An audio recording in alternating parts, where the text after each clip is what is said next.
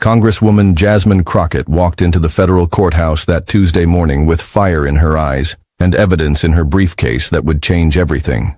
What happened next left Judge Andrew H. Stones completely speechless and may have just exposed the biggest judicial scandal of the decade.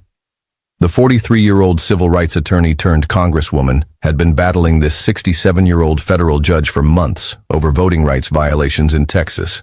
Everyone expected another typical legal proceeding. Nobody expected Crockett to drop a bombshell that would make Judge Stones look like a complete fool on national television. Before we dive into this explosive story, hit that like button if you're ready to see justice served, and don't forget to subscribe so you never miss these incredible political showdowns. Trust me, you're going to want to see every second of what Jasmine Crockett did to this arrogant judge. The courtroom atmosphere was electric with anticipation.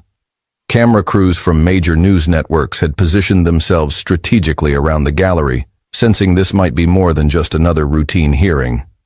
Judge Stones, notorious for his theatrical entrances, had swept into his courtroom at exactly 9 a.m., his black robes billowing behind him like some kind of dark cape. He settled into his elevated chair with the smugness of a man who had never been seriously challenged in over 2 decades on the bench. Civil rights activists filled the front rows, many wearing T-shirts with voting rights slogans. Legal observers from various bar associations had notebooks ready, expecting to document another example of judicial overreach. Court reporters adjusted their equipment, not knowing they were about to record one of the most explosive judicial confrontations in modern American history.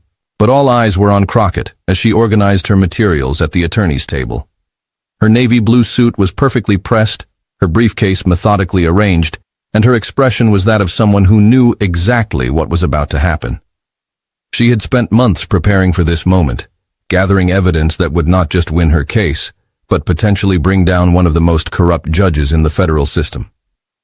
Judge Stones glanced at her dismissively, the way he had looked at countless attorneys who had dared to challenge his authority. He adjusted his reading glasses and shuffled some papers, putting on his usual show of judicial importance.